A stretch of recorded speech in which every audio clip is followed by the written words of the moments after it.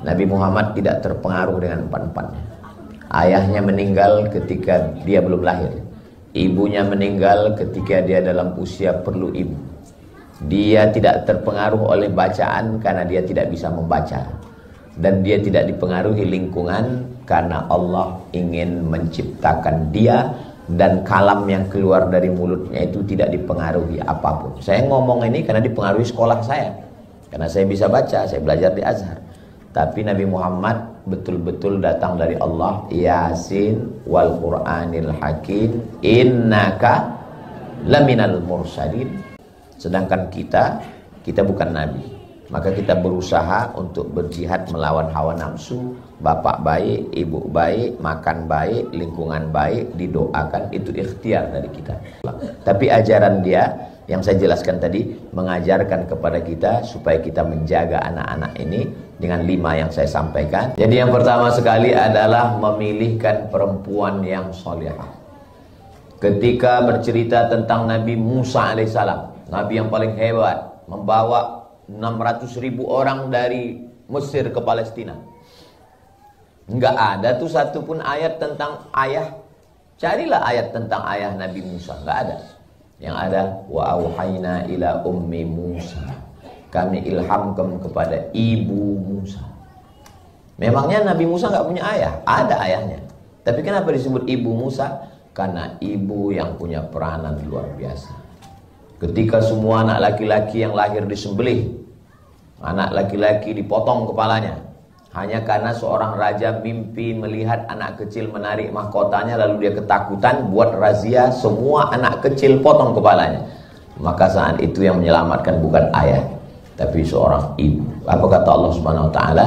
Fa in khifti 'alaihi fa'alqihi fil yammi. Kalau kau takut nanti anakmu disembelih, hanyutkan dia ke sungai Nil. La takhafi, jangan kau takut. Wala tahzani, jangan sedih.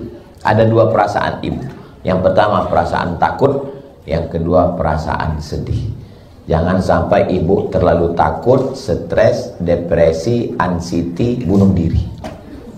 Jangan terlalu sedih. Apa beda takut sama sedih? Sedih itu masa lalu, takut itu masa depan. Belum pernah orang bilang aku sedih sekali. Kenapa? Melihat masa depan. Sedih itu masa lalu. Kalau sudah selamat dari rasa takut dan sudah selamat dari rasa sedih, maka bisa menjadi sosok ibu Nabi Musa alaihissalam. Siapa lagi nabi-nabi yang hebat? Yang lamanya disebut kama sallaita ala Ibrahim wa ala ali Ibrahim, kama barakta ala Ibrahim wa ala ali Ibrahim. Nabi Ibrahim juga bercerita tentang sosok seorang ibu. Ibunya Nabi Ibrahim namanya Umailah. Ayahnya pembuat berhala. Namanya wa idh qala Ibrahimu li abihi Azara. Azar bapaknya. Azar pembuat berhala. Semua berhala-berhala yang ada di zaman Nabi Ibrahim itu tertulis di tengkuknya, made in Azar. Bayangkan itu. Tapi lahir seorang anak luar biasa, Ibrahim alaihissalam. Bagaimana dengan Nabi Isa? Nabi Isa memang gak ada ayahnya sama sekali. Makanya kalau ada orang mengatakan Nabi Isa itu Tuhan karena gak punya ayah, berarti Nabi Adam lebih layak jadi Tuhan karena gak ada ibunya. Ketua Ikatan Ulama Sedunia, Syekh Yusuf Al-Qardawi, anak yatim, gak punya ayah, dibesarkan oleh seorang ibu. Makanya kunci pertama pendidikan karakter adalah ibu. Pagi bapak sudah pergi, apalagi di kota besar, Jabodetabek, Jakarta, Depok, Bogor, Tangerang, Bekasi. Anaknya bangun, bapaknya sudah pergi. Anaknya tidur, bapaknya belum pulang. Namanya Pak Toib.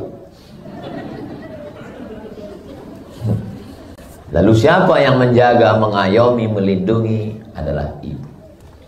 Jadi ibu-ibu yang merasa dirinya kurang baik. Ini Ustaz Somad dari tadi ibu-ibu kayaknya nyindir saya nih. Saya nggak tahu. Saya nggak tahu ini apa yang mau saya sampaikan ini. Yang penting sesuai dengan judul. Makanya kalau dengar tausiah Ustaz Somad itu kuncinya satu aja, jangan tersinggung. Jangan seolah-olah Ustaz ngomong ini kayaknya baru dapat bocoran ini. Enggak ada, saya ngomong sesuai apa yang ditulis tema itu saya sampaikan. Makanya kunci dengar tausiah sama itu satu, jangan tersinggung. Beberapa jamaah tersinggung, pulang meninggal.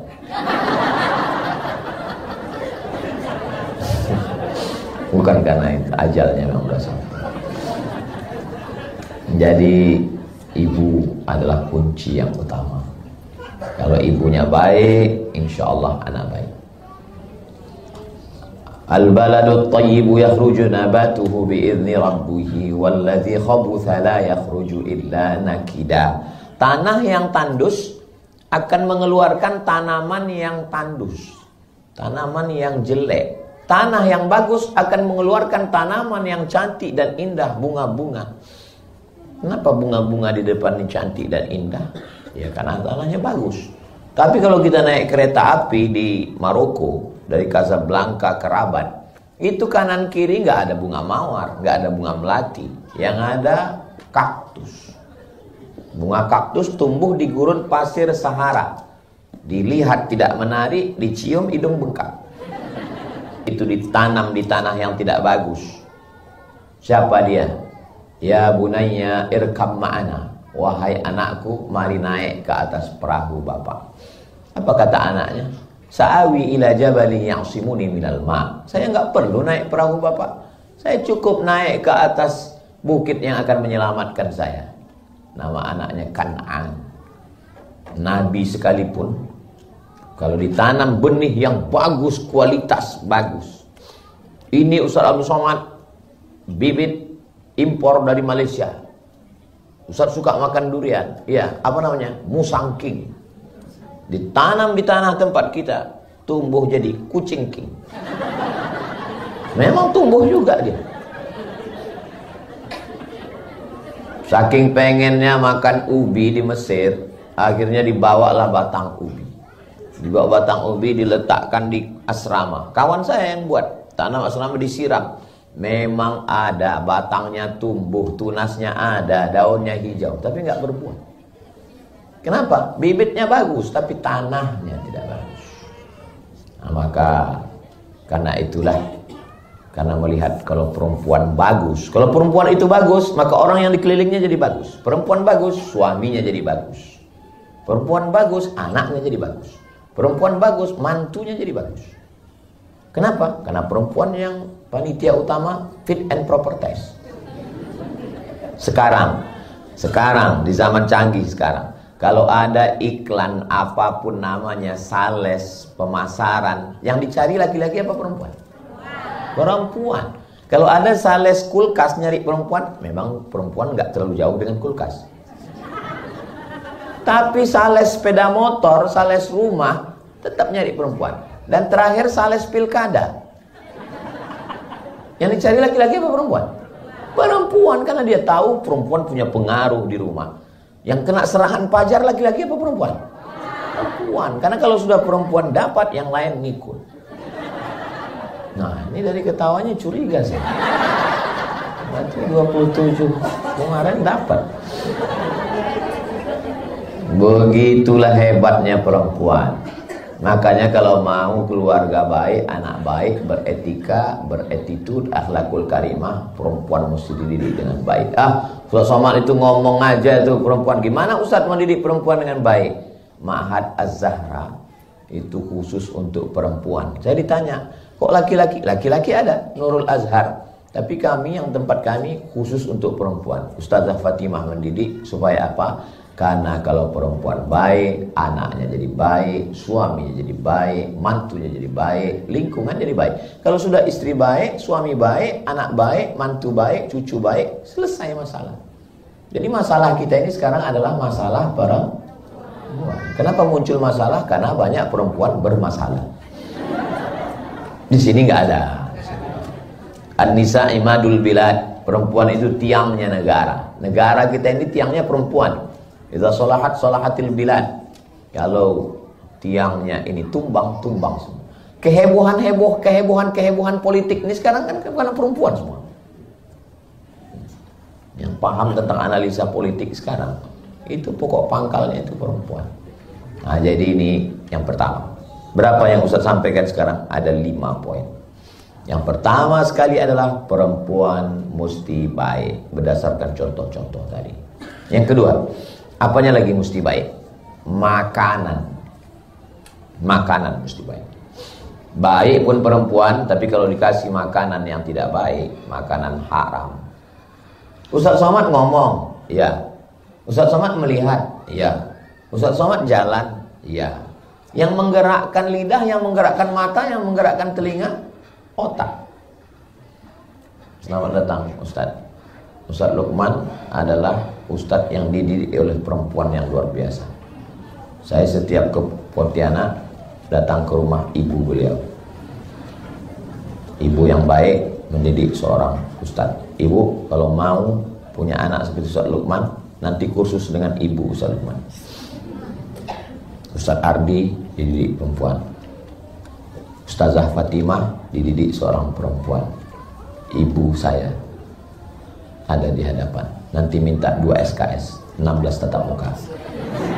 Potong ujian akhir semester. Gimana beliau mendidik anak-anaknya. Nah, makanan ini pengaruhnya luar biasa.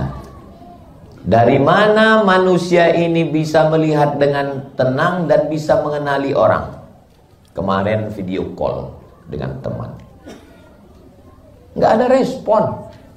Kita kalau video call respon, apa kabar Ustadz? Masya Allah, tabarakallah, kapan datang? Saya tanya, kok nggak ngerespon saya? Mohon maaf Pak Ustadz. Beliau mohon maaf, mudah-mudahan diberikan kesembuhan, kesehatan. Stroke itu penyempitan pada pembuluh darah sehingga darah tidak normal naik ke otak. Jadi kalau darah kita ini nggak normal naik ke otak, oksigennya kurang, darahnya kurang, maka otak ini tidak normal, tidak mengenali orang, bisa nggak kenal sama orang. Jangan-jangan nanti pas ibu datang ke kamar suami ibu nanya, kamu siapa? Tapi pas kawannya datang, ingat. Nah, itu bahaya. Kenapa saya bisa mengenali bapak ibu semua? Karena otak memerintahkan kepada mata, lihat. Hai Abdul Somad, ingat. Otak ini dapat darah dari mana? Dari jantung. Jantung saya berdegup dan berdetak. Jantung ini dapat darahnya dari mana? Dari makanan. Itu makanya sebelum saya ke ruangan ini, tadi saya dari lift mau langsung kemari. Ternyata Ustadz jangan langsung masuk dulu ke ruangan transit. Di situ ternyata banyak sekali makanan. Baru saya minum berapa teguk, kuenya 1, langsung diminta kemari.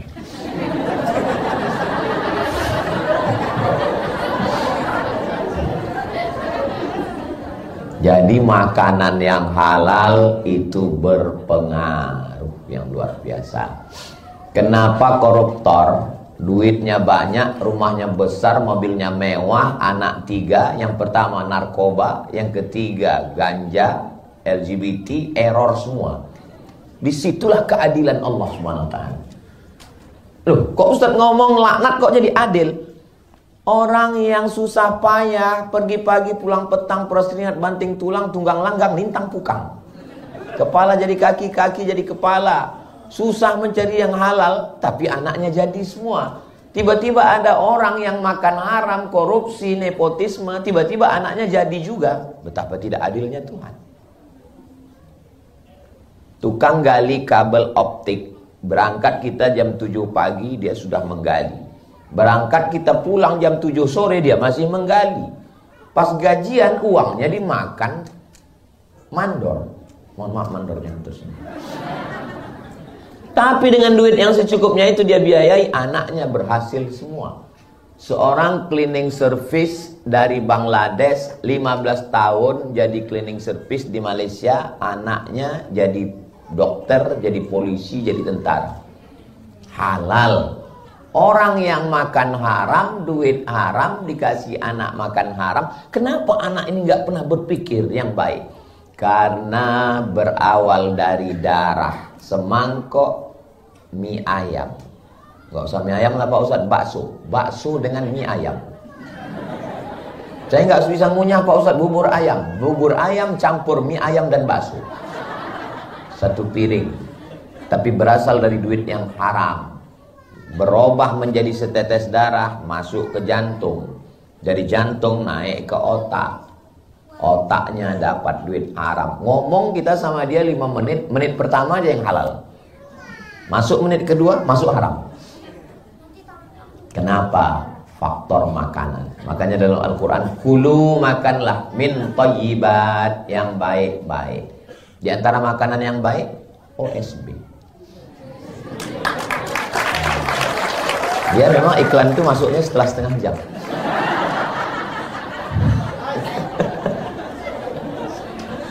Jadi makanan yang baik ini mesti. Tadi saya kasih tahu berapa jurusnya tadi? 5 ya. Aduh, kelewatan. Mestinya 3 tadi. Jadi mudah sekali. Yang pertama, gitu ya. Nah, maka makanannya kasih makan yang baik-baik. Sakit bukan azab, miskin bukan azab. Boleh jadi dengan sakit itu Allah ingin tegur kita supaya syukur sehat. Boleh jadi dengan agak susah sedikit Allah ingin supaya sujud kita lebih lama. Yang azab itu adalah tidak merasakan nikmat dalam ibadah, tidak merasakan nikmat dalam baca Quran, tidak merasakan nikmat dalam tahajud, tidak merasakan nikmat dalam sujud, tidak merasakan nikmat dalam ngaji. Orang berlomba-lomba, berebut-rebut mau ikut pengajian, yang udah diajak ngaji sampai dalam dikasih kursi VVIP malah ngaruk kepala. Kapan sih selesainya ini? Itu azab itu. Itulah azab di atas azab. Tidak merasakan nikmat. Dicabut Allah kenikmatan dalam beribadah. Dicabut Allah nikmat dalam dengar pengajian. Kenapa? Makan. Maka kasih makan yang halal. Mbah saya, kakek saya, ayahnya ayah saya. Saya punya ayah. Ayah saya punya ayah. Ayah. Saya punya ayah. Ayah saya punya ayah. Berarti kan kakek saya meninggal, harta warisannya belum dibagi. Saya punya ibu.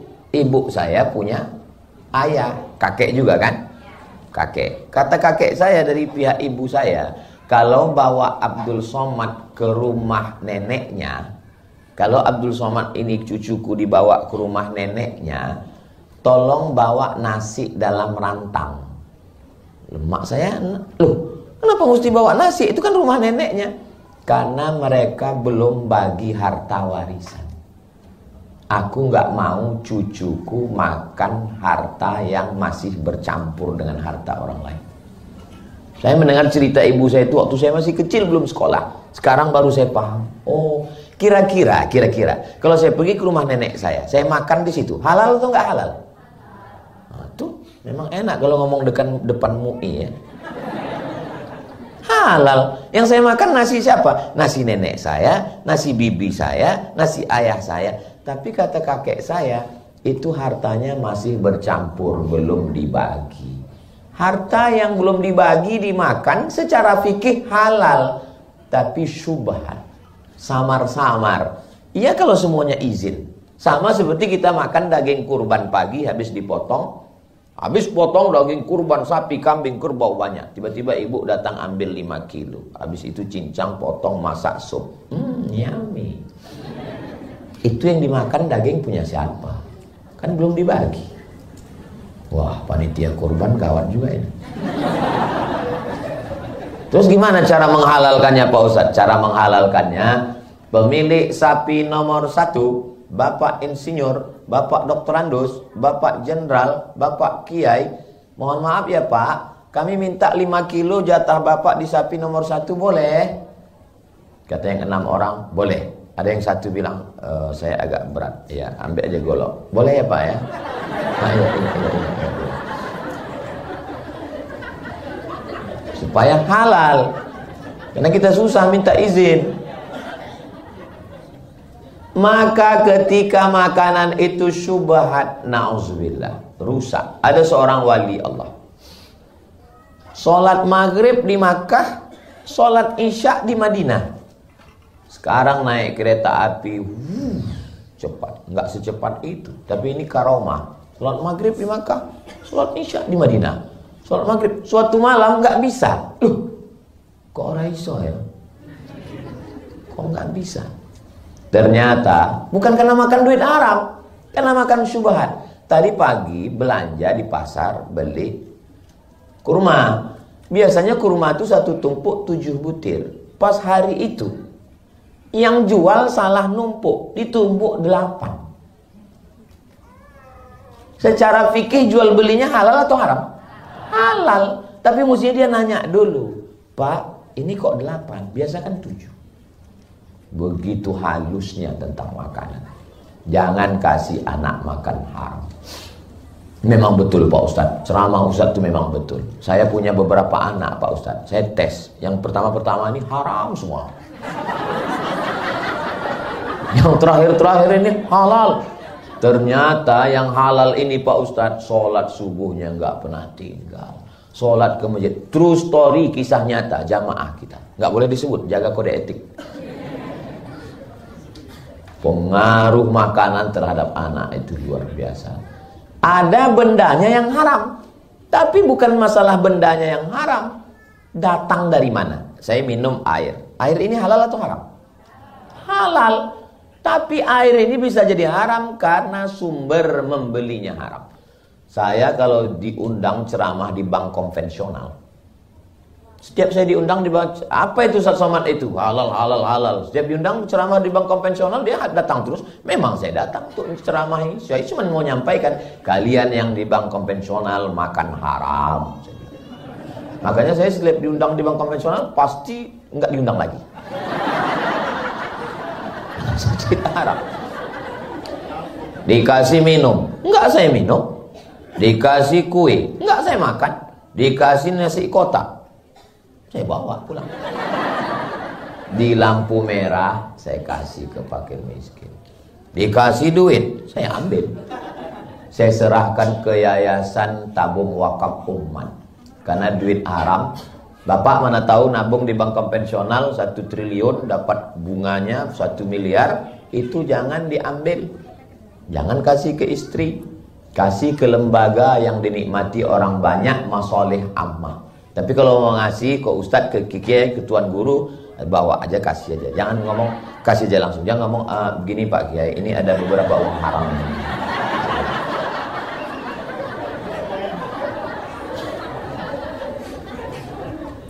Nah, hati-hati terhadap makanan haram. Ada seorang perempuan, dia menenun kain, tapi di rumahnya nggak ada lampu. Maka dia menenun kain. Kapan dia menenun kain? Ketika tentara lagi lewat. Tentara kan bawa lampu.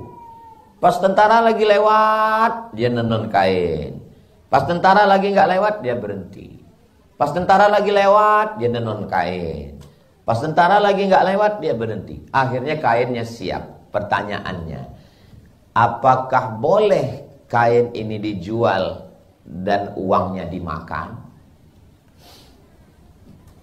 Datang perempuan ini bertanya kepada Imam Ahmad bin Hanbal. Imam Hanbali, imam yang keempat. Pertama Hanafi, nomor 2 Maliki, nomor 3 Syafi'i, nomor 4 Hanbali. Wahai Imam Hanbali, ya, saya kan kerja nenun kain, ya, tapi saya nggak punya lampu di rumah. Kalau siang saya kerja ngurus anak, malam waktu kosong saya nenun kain. Terus kamu nenun kainnya gimana? Pas tentara lewat bawa lampu, saya nenun. Pas lagi gelap saya berhenti. Pas tentara lewat, halal nggak kain ini saya jual? Nangis Imam Ahmad bin Hanbal. Masih ada hari gini orang yang menjaga diri dari yang syubhat. Kamu ini siapa? Kata perempuan itu menjawab, saya adiknya dari seorang laki-laki bernama Bishri Al-Hafi. Bishri Al-Hafi salah seorang wali Allah yang taubat, menjaga diri dari syubhat. Apa kata Imam Ahmad bin Hanbal? Ternyata dari rumah Bishri Al-Hafi masih lahir seorang perempuan yang menjaga anaknya tidak mau makan haram. Kalau secara fikih saya ditanya, Ustaz Somad, bolehkah menjual kain ini? Boleh. Emangnya kalau pakai lampu tentara itu tentaranya rugi? Enggak kan? Tentara pakai obor nih lewat.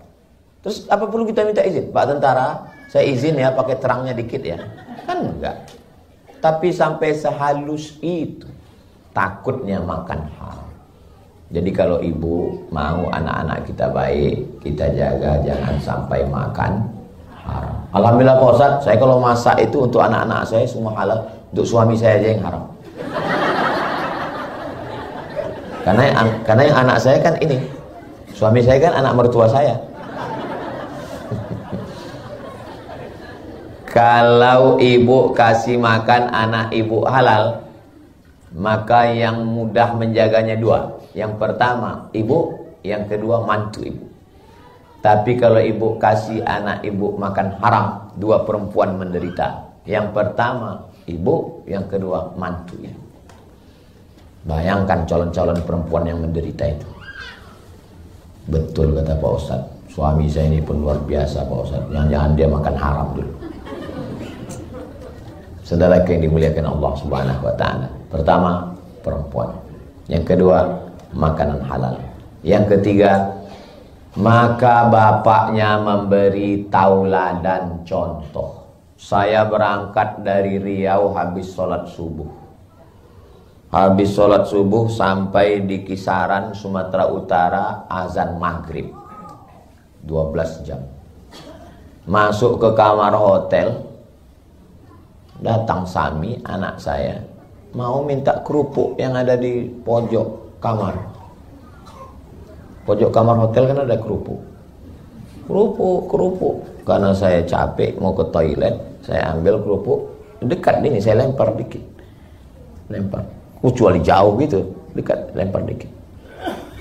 Terus dia bilang, kasih ke Uma. Dia ngasih ke Uma, dilemparnya juga. Apa kata Ustazah Fatimah? Anak mengikut bapaknya.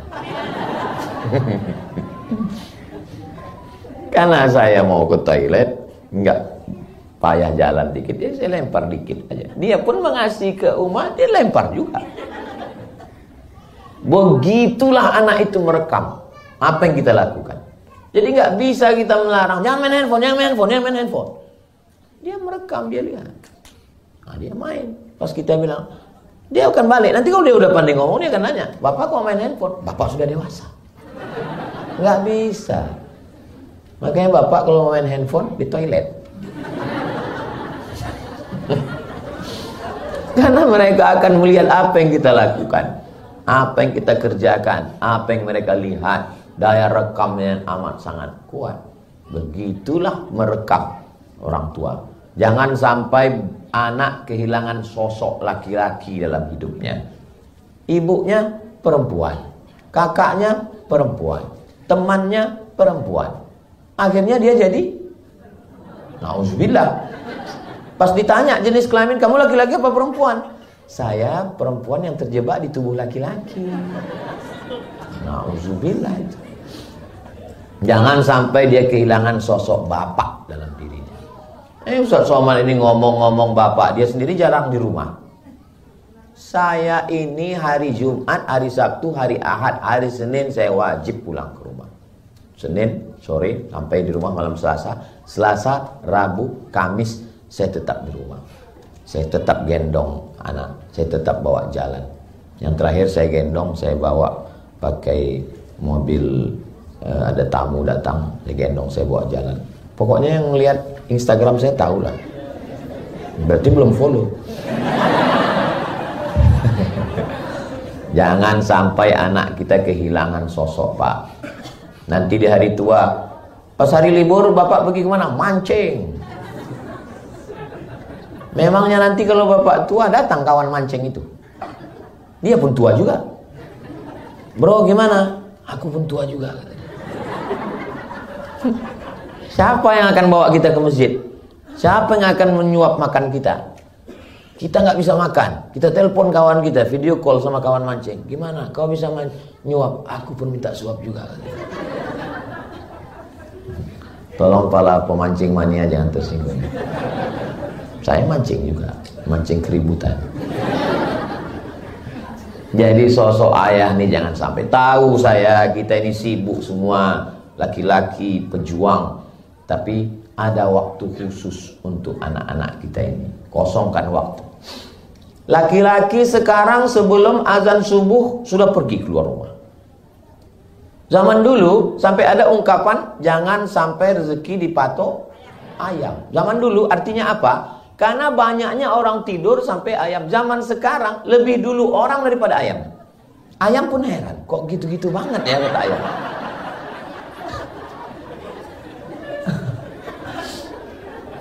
Kalau kita lihat orang zaman dulu ya, orang zaman dulu. Bangun pagi, sempat ke masjid sholat berjamaah. Pulang ke rumah sarapan. Habis sarapan bawa sapi pergi membajak sawah. Nanti zuhur makan sama anak istrinya di pondok di tengah sawah. Nanti sebelum asar sudah pulang. Asar di rumah, maghrib di rumah, isya di rumah. Bawa anak ke surau, langgar musola, ngajar ngaji. Sekarang sebelum azan subuh sudah pergi. Subuh ketinggalan macet. Zuhur meeting. Sore asar masih lagi lanjut. Apalagi akhir tahun. Macam-macam program. Maghrib macet, isya lelah, berhari-hari, hari jadi pekan, pekan jadi bulan, bulan jadi tahun, akhirnya pensiun. Berapa kita sudah kehilangan kesempatan? Apa sebetulnya yang mau dicari? Orang zaman dulu sempat bersosialisasi dengan tetangga, masih sempat melihara burung perkutut, masih sempat ngasih ikan di kolam, masih bersosialisasi dengan jamaah masjid. Ke masjid nggak pernah, ketemu keluarga nggak pernah. Punya duit banyak pun nggak pernah sempat dimakan. Begitu mau dimakan, mau makan kolak, diabetes. Mau makan kambing, tuh banyak yang ngaku. Mau makan emping melinjo, asam urat. Ujung-ujungnya pergi ke rumah sakit, datang dokter spesialis, pegang, kata dokter, Bapak ini terlalu sibuk cari makan sampai nggak sempat. Akhirnya duit yang dicari itu untuk siapa? Untuk dokter spesialis. Selamat Bapak Ibu dokter. Maka jangan sampai kehilangan momen Bapak. Jangan sampai kehilangan. Nangis ibu-ibu karena anaknya lebih mau curhat sama pacarnya. Kok bisa?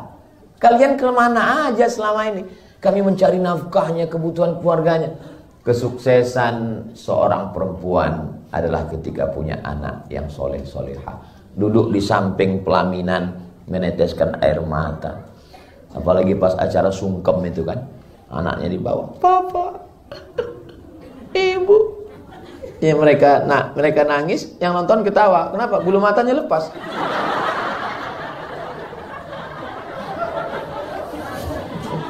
Makanya kalau mau nangis, lihat-lihat dulu.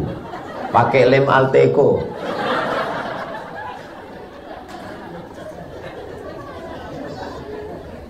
Kenapa ibu menangis di samping pelaminan?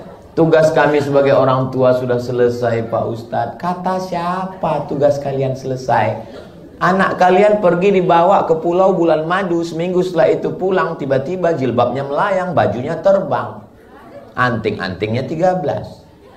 Satu di hidung. Kita pun heran, ini orang apa sapi kurban?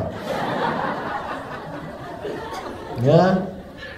Maka ibu mendidik man ala thalatha banatin. Siapa yang mendidik 3 anak perempuan, fa'addabahunna, dididik dengan baik, wa zawwajahunna, dinikahkan dengan orang baik-baik, wa ahsana ilaihinna, dia buat baik sampai mati, falahul jannah, maka surgalah baginya. Begitulah pengaruh laki-laki.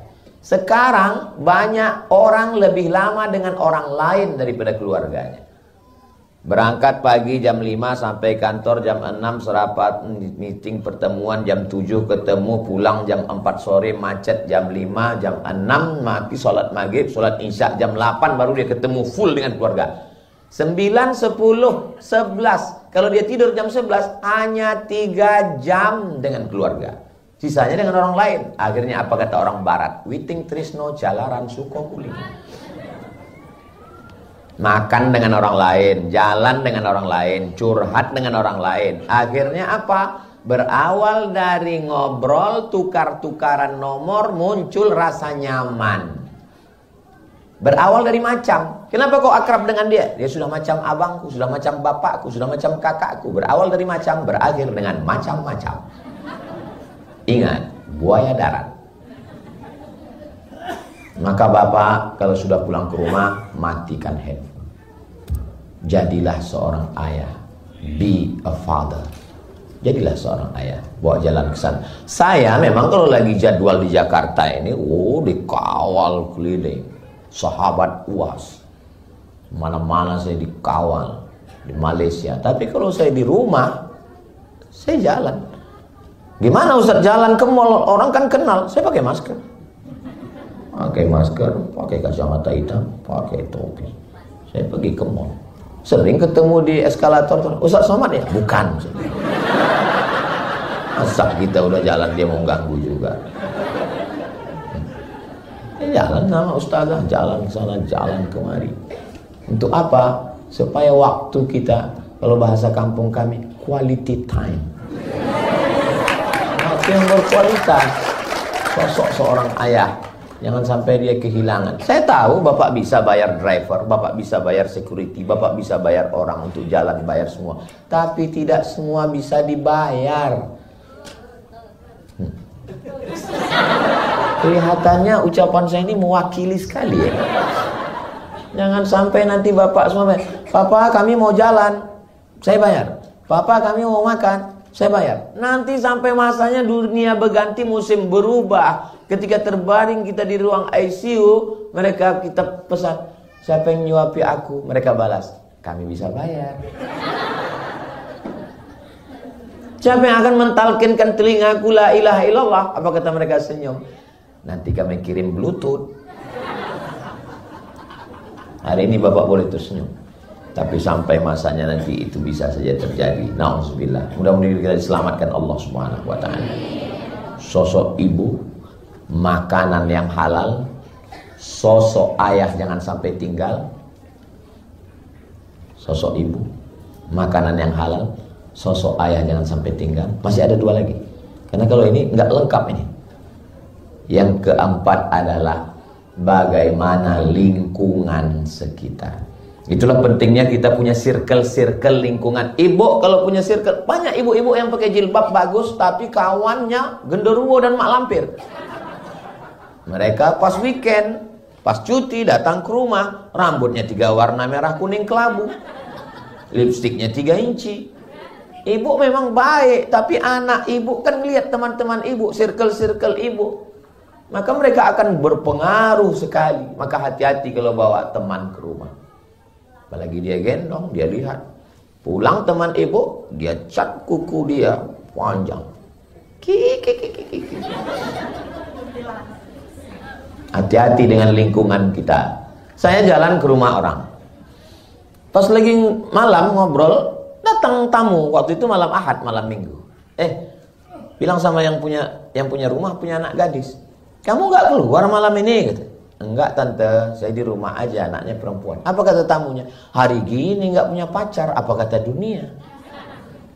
Dalam hati saya, ini orang apa setan? Anak perempuan malam Ahad di rumah, itulah perempuan yang bagus. Wa qarna fi buyutikunna. Perempuan mesti di rumah. Dia malah ngompori. Alladzi waswisu fi sudurin nas minal jinnati. Kalau yang ngompor ini jin, misalnya yang berbisik ini jin, hari gini gak punya pacar. Itu kita bacakan ayat kursi, selesai. Ibu ini, saya tanya, ibu kerjanya apa? Guru. Guru aja begitu. Mudah-mudahan dia nonton acara ini.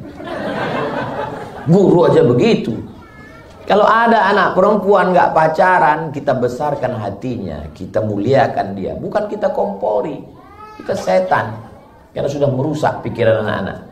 Kita berteman dengan bapak, berteman dengan ibu. Saya belum pernah marah tausiah karena anak nangis, belum pernah. Carilah video saya di mana-mana. Karena saya melihat anak-anak ini adalah masa depan. Kalau masih di pengajian masih ada anak-anak nangis, berarti 30 tahun ke depan anak-anak masih baik. Kenapa? Karena emaknya ngaji. Saya tahu melihat dari wajah ibu udah mulai gelisah tadi. Saya nggak pernah marah. Paling-paling saya marah setelah pengajian. Yang terakhir, ibu, makanan, bapak, lingkungan. Yang terakhir, doa. Doa ini luar biasa. Nabi-nabi yang hebat aja doanya, Rabbi habli minas shalihin. Rabbi habli min ladunka dzurriyyatan thayyibah. Rabbana hab lana min azwajina wa dzurriyyatina qurrata a'yun waj'alna lil muttaqina imama. Nabi punya anak Sayyidatuna Fatimah, Sayyidatuna Fatimah punya anak Sayyidina Al-Hasan, Sayyidina Al-Husain, tetap dia doakan wa'idzukum bi kalimatillahi tammati min kulli syaitani wa hamma min kulli ainil lamma. Ustaz Somad, ini anak saya, tolong kasih kurma tahnik Ustaz. Saya kasih kurma, saya doakan. Mana tahu bapak ibu mereka tahu nih keluarga besar OSB, lalu nanti mereka tahu dari OSB ya, iya. OSB ini sering pengajian, murid-murid Ustaz Lukman dan Ustaz Ardi nih, iya. Tolong doakan anak saya. Jangan jawab nggak tahu, doakan. Tapi saya nggak hafal doanya Pak Ustaz. Nggak usah kuat-kuat, pakai bahasa Indonesia.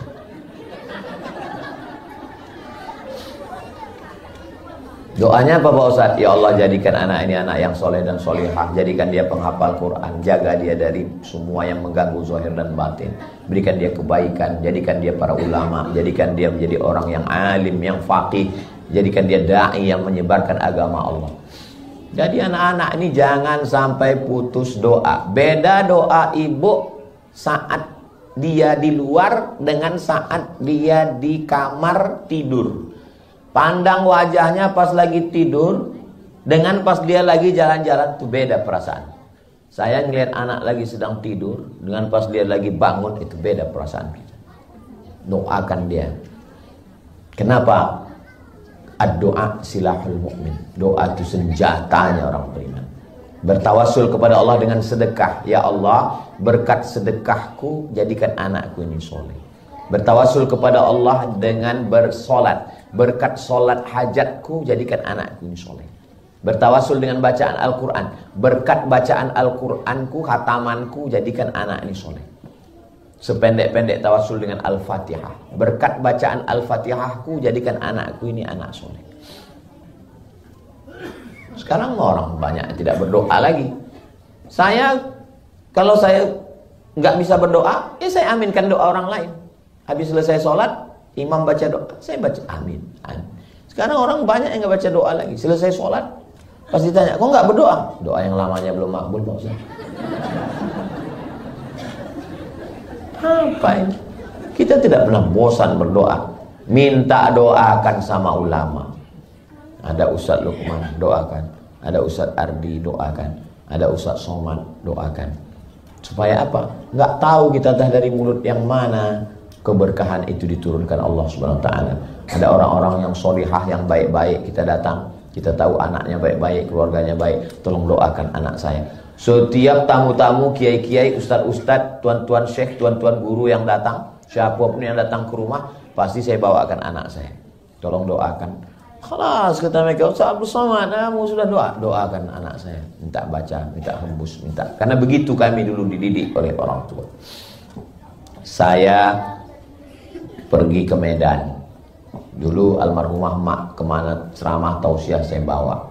Sampai di Medan, nginap di hotel Jalan Sisingamangaraja. Ada tamuku katanya.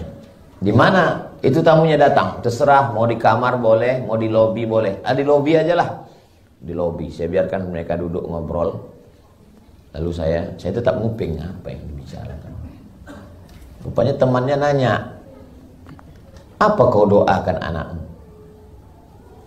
Kata mak saya, anakku setiap malam aku minta kepada Allah, ya Allah sehatkan dia, Al-Fatihah, panjangkan umurnya, Al-Fatihah, murahkan rezekinya, Al-Fatihah, jaga hatinya, Al-Fatihah. Berapa kali? 100 kali kata mak saya. Dia nggak pernah cerita sama saya. Waktu itu saya, mak 100 kali banyak juga itu. Jadi ibu sanggup 10 kali alhamdulillah, 20 kali alhamdulillah, 30 kali alhamdulillah. Ada jamaah, Ustaz Somad tadi saya lewat di rumah emak Ustaz. Oh, ibu tahu rumah emak saya? Ya selalu, karena dulu waktu Ustaz pergi-pergi saya selalu datang ke rumah. Terus saya pernah nanya dia, apa doa emak untuk anak emak? Somad itu kalau dia di rumah malam-malam, aku di depan kamarnya, aku doakan dia, ku zikirkan dia la ilaha illallah 1000 kali, 2000 kali, 3000 kali. Saya tahunya setelah dia meninggal. Bukan dia ngomong saya pas lagi marah, kau sudah kudoakan 1000 kali, kenapa kau nggak pernah membalas? Bukan, nggak pernah dia ngomong. Jadi maksud saya, ibu doakan saja sampai siapapun tak tahu, hanya ibu. Justru setelah ibu meninggal baru tahu dari mulut orang lain. Itu dalam. Ada juga kadang orang tua ini berdoa, dihidupkannya dulu streaming. Ya Allah. Oh, kok belum ada yang like ya? Rupanya paket habis.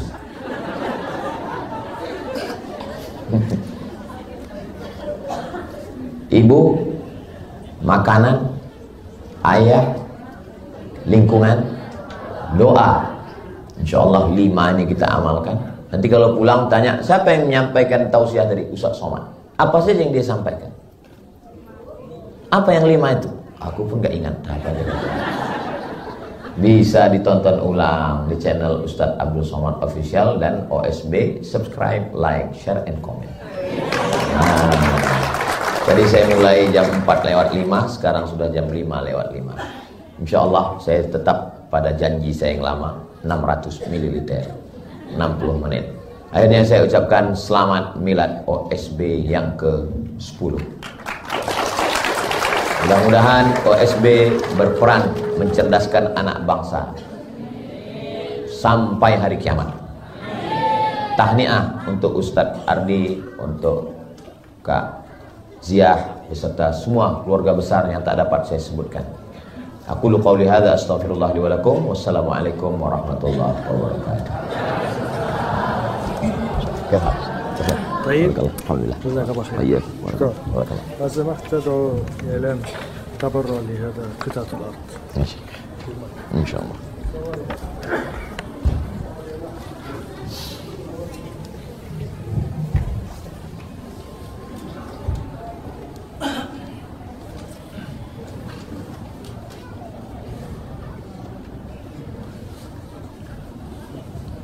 Terima kasih atas kajian yang sangat luar biasa. Selanjutnya yaitu sesi tanya jawab.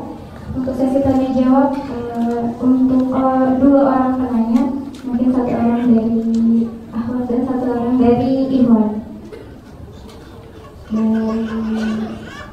Ini yang pakai baju pink mulai tadi pertama.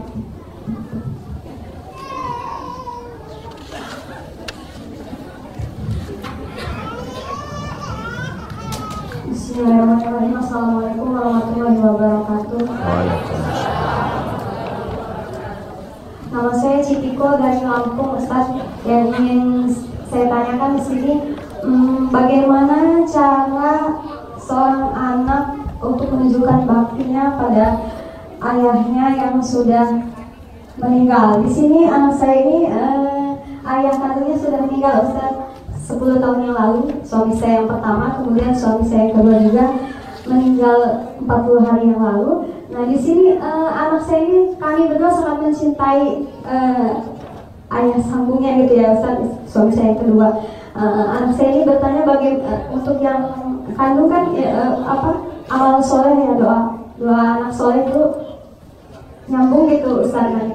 Nah, yang untuk yang kedua itu ayah sambungnya bagaimana, Ustaz? Itu yang ingin kami tanyakan. Assalamualaikum warahmatullahi wabarakatuh. Waalaikumsalam warahmatullahi. Kalau saya meninggal, kemudian bapak ibu mendoakan saya, Allahumma ighfir lahu warhamhu, sampai atau enggak sampai? Itu sampai. Ibu kan bukan anak saya. Kok doanya sampai? Gara-gara hadis dalam Sahih Muslim, idza matal insan, kalau manusia mati, inqata'a, putus, illa min salasin, kecuali 3, shadaqatin jariyah, sedekah jariyah, atau ilmin yuntafa'u bih, ilmu yang bermanfaat, aw waladin salihin yad'ulah, anak soleh. Maksud hadis itu bukan yang sampai itu cuman doa anak soleh, bukan itu maksudnya. Buktinya doa ibu ke saya sampai, doa bapak ke saya sampai. Dan terus maksud hadis itu apa? Maksudnya kalau saya mati, amal saya putus, tapi amal orang lain ke saya putus atau enggak? Enggak putus. Kalau ibu mendoakan saya, Allahumma fir Ustaz Abdul Somad, Allahumma fir lahu warhamhu, sampai. Yang putus itu amal saya. Saya enggak bisa tausiah lagi. Hari ulang tahun OSB, hadirilah tausiah almarhum Abdul Somad. Acara live streaming. Inilah jamaah ini. Kita cerita mati, dia ketawa. Jaga juga lah perasaan saya. Jadi maksudnya itu amal orang meninggal putus, tapi amal orang hidup tetap nyambung. Jadi yang pertama dikirimkan kepada almarhum ayah sambung doa. Allahumma ghfirlahu warhamhu wa'afihi wa'fu anhu waj'alil jannata maswahu. Allahumma ja'al qabrahu rawdatan min riyadil jinan la taj'al qabrahu hufratan min hufarin niran. Yang kedua, bacaan Al-Qur'an. Kata Abdullah bin Umar, anak Umar bin Khattab, kalau saya meninggal, pada bagian kepala saya bacakan Al-Fatihah, pada bagian kaki saya bacakan ujung Al-Baqarah. Lillahi ma fis samawati wa ma fil ardh. Kenapa kita waktu tahlilan qul huwallah 3 kali? 1 qul huwallah sepertiga Al-Quran, 3 kali seperti khatam Al-Quran. Ummul Quran Al-Fatihah, Al-Falaq, An-Nas. Bacakan. Kata Imam Syafi'i, wa in khatimul Qur'ana kullahu kana hasanan. Kalau dikhatamkan 30 juz Al-Quran, bagus, the best, paling bagus. Gak sanggup 30 juz, hatinya Al-Quran, Yasin. Gak sanggup juga Yasin, Qul huwallah 3 kali, Al-Falaq sekali, An-Nas sekali, ayat Al-Fatihah sekali. Gak juga sanggup, saya sampai sekarang tetap mengirimkan Al-Fatihah ke guru-guru. Bacakan untuk almarhum Al-Fatihah sesibuk-sibuknya. Yang ketiga, sedekah. Beli nasi bungkus, pergi ke anak yatim, bagikan, hadiahkan pahalanya untuk almarhum. Ada rezeki, potong ayam, nyambut bulan suci Ramadan, undang jiran tetangga, sedekah, bagus. Pergi ke panti asuhan. Assalamualaikum Bapak Ketua Panti. Waalaikumsalam. Berapa semua anak yatim? Ada 100. Saya mau kasih makan siang. Semuanya Pak? Enggak, 2 orang aja. Kebetulan kita cuma mampu 2 bungkus. Kita serahkan. Keempat, membantu pembebasan tanah, pondok pesantren, Yayasan Tadabbur Quran Indonesia, Jalan Gandasari nomor 143, Desa Gandasari, Kecamatan Katapang, Kabupaten Bandung, Kumaha, Damang, Provinsi Jawa Barat. Tanah wakaf Ma'had Tahfiz dan Tadabbur Quran. Nama yang mewakafkan Haji Suhana. Alamat tanah wakaf Panenjuan, Ciapus, Banjaran, Bandung, Jawa Barat. Luas tanah 265 tumbak, 3.710 meter. Rekening BSI 212459994 atas nama Yayasan Tadabbur Quran. Ingat, hidup boleh berhenti, amal jariah mengalir walau sesudah mati. Segera berwakaf, malaikat maut sudah dekat. Hadiahkan wakafnya untuk almarhum almarhumah sampai. Kebetulan ada rezeki pergi umroh. Umroh yang pertama untuk diri sendiri, umroh yang kedua pergi ke Tanim atau ke Ji'ranah atau ke Hudaybiyah atau ke Sail Al-Kabir. Labbaik Allahumma umrah an fulan bin fulan. Doa sampai, baca Quran sampai, tahlil sampai, sedekah sampai, wakaf sampai, umrah sampai, haji sampai. Apalagi yang sampai? Kurban. Bismillahi Allahu Akbar an fulan bin fulan sampai. Perbuatan baik kita sampai. Apalagi yang sampai? Puasa. Man mata, siapa yang ninggalu alaihi siyamun, punya utang puasa, soma'an huwalihu, ahli warisnya mengirimkan puasa untuknya sampai. Maka amalan-amalan yang sampai ini kita laksanakan, hadiahkan untuk almarhum. Kita tidak pernah putus hubungan. Hubungan saya dengan almarhumah ibu saya nggak putus. Dengan nenek saya, dengan kakek saya nggak putus. Setiap sekali saya ceramah sampai kepada mereka. Guru saya juga begitu. Dengan jamaah juga nggak putus. Apakah kalau saya mati meninggal putus hubungan kita? Tidak. Walaupun saya mati, Bapak Ibu ulang tahun OSB yang ke 120 tahun. Ini Bapak Ibu jangan senyum, kalian udah meninggal juga waktu itu. Akan tetap mengalir. Mereka bacakan untuk para pendahulu kita, untuk Ustadz Abdul Somad, mereka kirimkan sampai. Itulah yang membuat kita semangat hidup ini. Kenapa kita semangat? Karena kehidupan kita kekal abadi. Di dunia kita hidup, di alam kubur kita hidup, di alam barzakh kita hidup, di alam akhirat kita hidup. Kita nggak pernah mati. Kenapa mereka putus asa, stres dan depresi? Karena bagi dia hidup itu cuma singkat. Berhasil di sini bangga, begitu gagal, stres, depresi, nyari jembatan, nyebur ke dalam. Pas nyebur, rupanya lagi musim kemarau, nggak dalam, nggak mati juga, malah kaki patah setengah mati. Nah, alhamdulillah itu ibu. Mudah-mudahan Allah berikan kebaikan-kebaikan, kebahagiaan untuk ibu dunia akhirat.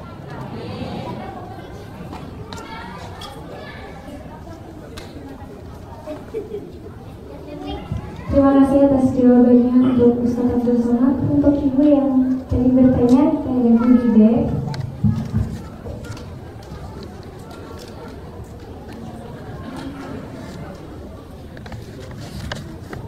selanjutnya pertanyaan kedua, apa yang pakai baju putih?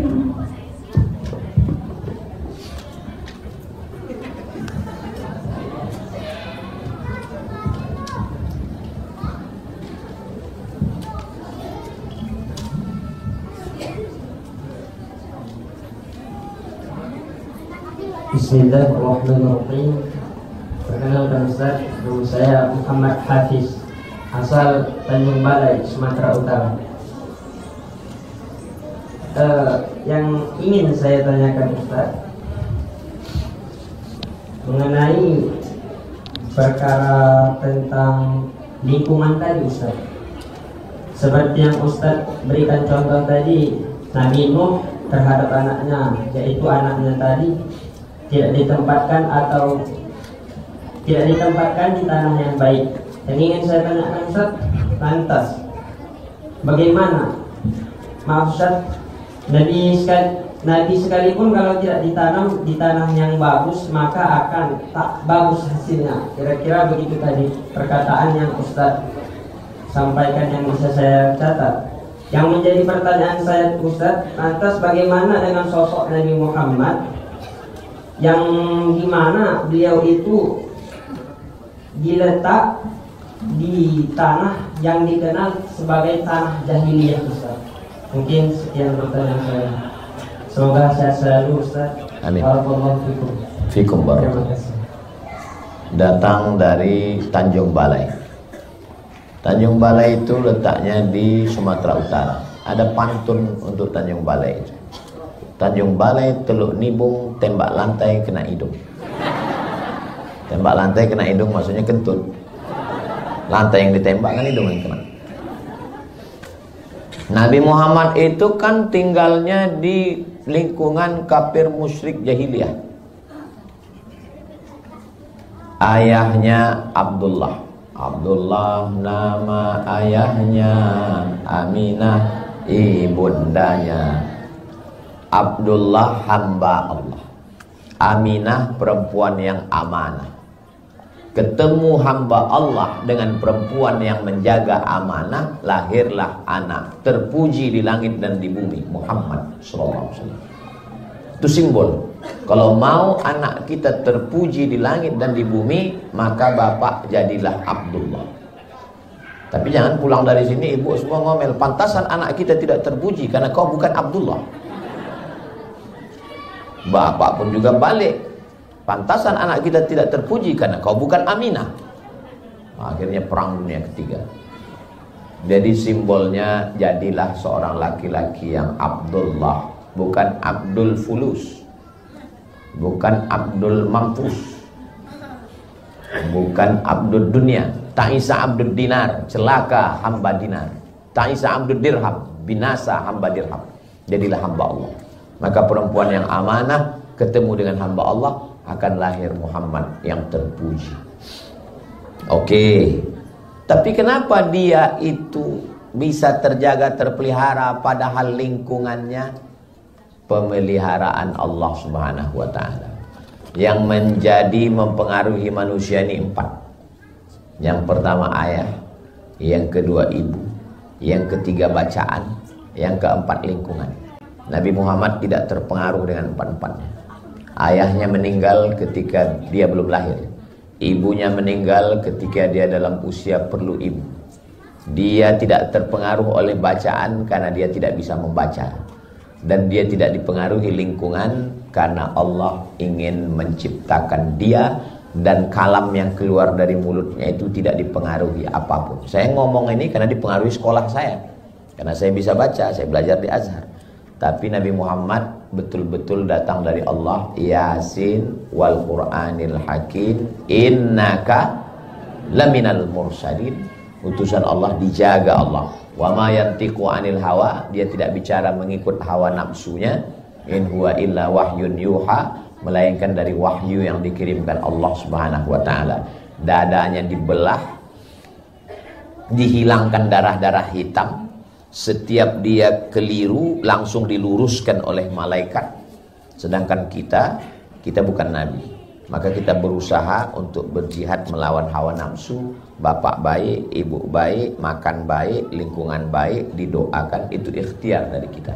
Nabi Muhammad itu dijaga Allah Subhanahu wa taala, karena kalau dia rusak berarti Al-Quran juga rusak, ajaran Islam rusak. Ajaran Islam itu murni, tidak terkontaminasi apapun karena penjagaan Allah.